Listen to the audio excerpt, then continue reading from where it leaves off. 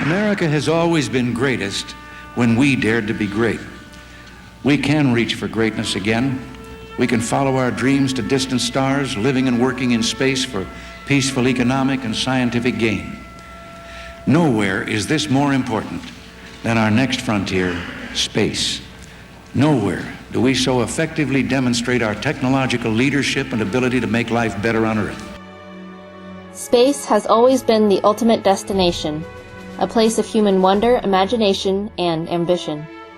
In 1957, the Soviet Union launched the Sputnik satellite, mankind's first venture into space, catalyzing a space race that would enable the first human into orbit and allow us to take our first steps on the moon. From these galactic achievements, humanity has come a long way to accomplish the next step, an ultimate feat of a global effort towards discovering the unknown, the International Space Station.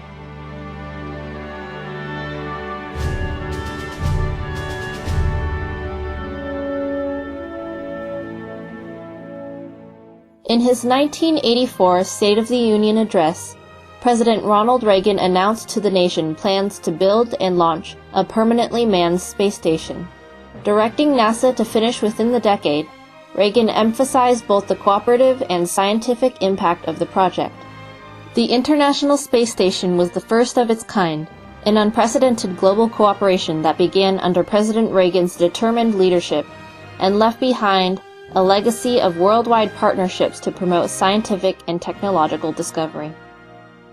The Cold War began in the 1940s, a time of political and military unrest between the powers involved in World War II that left behind frigid tensions between the United States and the Soviet Union, setting the stage for a space race between the two nations. With both countries vying for supremacy, the space race resulted in a range of new aerospace achievements, from intercontinental missiles to manned missions. As the Cold War came to a close, the United States took the lead in proposing the first international effort to build a space station. In introducing the project, Reagan extended an invitation to countries worldwide to collaborate, and in 1986, the European Space Agency, Canada, and Japan informally agreed to support the program. Hopes ran high as work on the station was set to commence. However, just months after the agreement, disaster struck. The Challenger explosion of 1986 shocked the nation, devastating the space program and confining the station to the design phase. With safety concerns and a slow start, the space station underwent drastic cost growth. Yet undeterred, Reagan kept the space program going, and the Challenger tragedy became an inspiration to push the limits. In the aftermath of the disaster, Reagan led with optimism, empathy, and determination, acknowledging the setback but emphasizing hope for the future in his Challenger Memorial speech. With his trademark eloquence and charisma, Reagan moved the hearts of the American people and revived enthusiasm for further space exploration in his touching recollection of lost crew members. We remember Ronald McNair. His dream was to live aboard the space station, performing experiments and playing his saxophone in the weightlessness of space. Well, Ron, we will miss your saxophone, and we will build your space station. There can be a reaction of why are we doing this? Why we should just stop. Fortunately, most people tend to see it, as I say, relatively positively. That why can't we do this? Why not do it? In 1988, spurred on by Reagan's leadership, the United States forged ahead with the project and reached a formal international agreement with 12 other nations. The space station was given its first name, Freedom.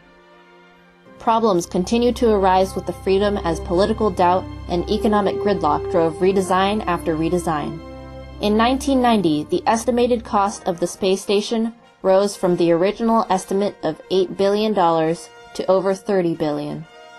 Despite being a rival to the United States in politics and in the space race, Russia, under the leadership of President Boris Yeltsin, was finally brought on board with the program after being noticeably absent in the previous stages of development, shifting the focus on space exploration from competition to cooperation.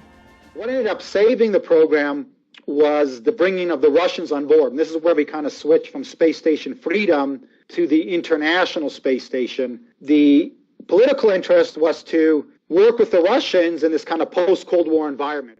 We realized we needed to continue to lead, but we needed to do it collaboratively if we were going to be successful.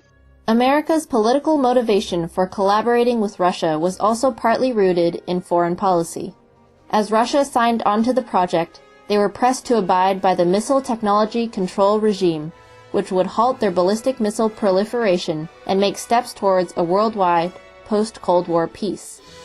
As a result of swift changes in the government of the former Soviet Union, Russian stability became even more of a priority, with the United States intent on establishing a legacy of peace.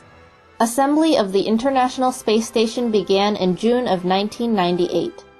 A feat of extensive coordination, the construction diffused political tensions as the countries involved came to rely on each other to achieve a common goal. Russia took over transportation of astronauts to and from the station with their Soyuz crafts, leaving NASA, who had canceled the American shuttle program, dependent on international relations to continue the project.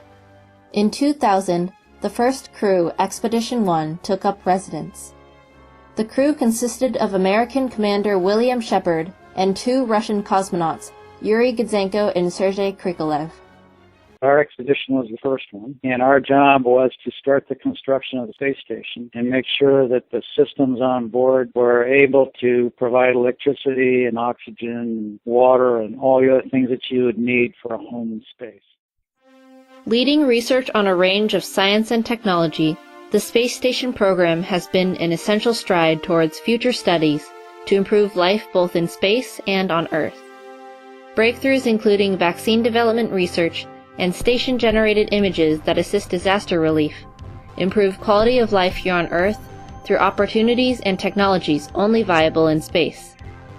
The work being done on the International Space Station also develops our understanding of physiological effects on the human body due to microgravity conditions in preparation for long-distance space travel, and improves infrastructure to last for years outside of the Earth's atmosphere. With endless possibilities, the space station has groundbreaking potential for bridging the gap from our current capabilities to the future. The project remains a stepping stone to reach Mars and beyond, expanding human presence past our planet. If we can have people who are able to be functional on the space station for that amount of time and they're productive, then I think it speaks well to the ability for humans to go to Mars on a longer expedition. Part of an initiative to further the country's involvement as a technological powerhouse on a global scale, the space station has left a legacy of the importance of applied education and research. Today, both Russia and China are working on their own space programs, branching off of developments from the International Space Station. The global collaboration has allowed and inspired countries to continue independent research. However, it has also shown the world that a monumental step in future space exploration will require international cooperation.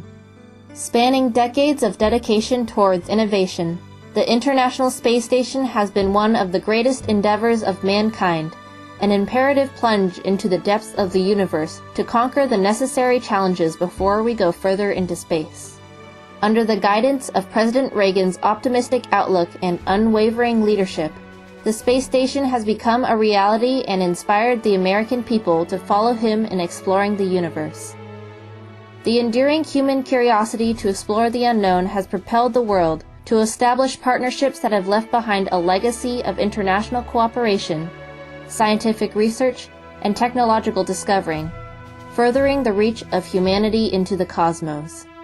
If you look at the space station today, it's a blueprint for its future. And it was done in a way that sets another precedence in the way international countries rolled up their sleeves and worked together in a collaborative way to make it a success from start to finish. But exploration is something of the human spirit.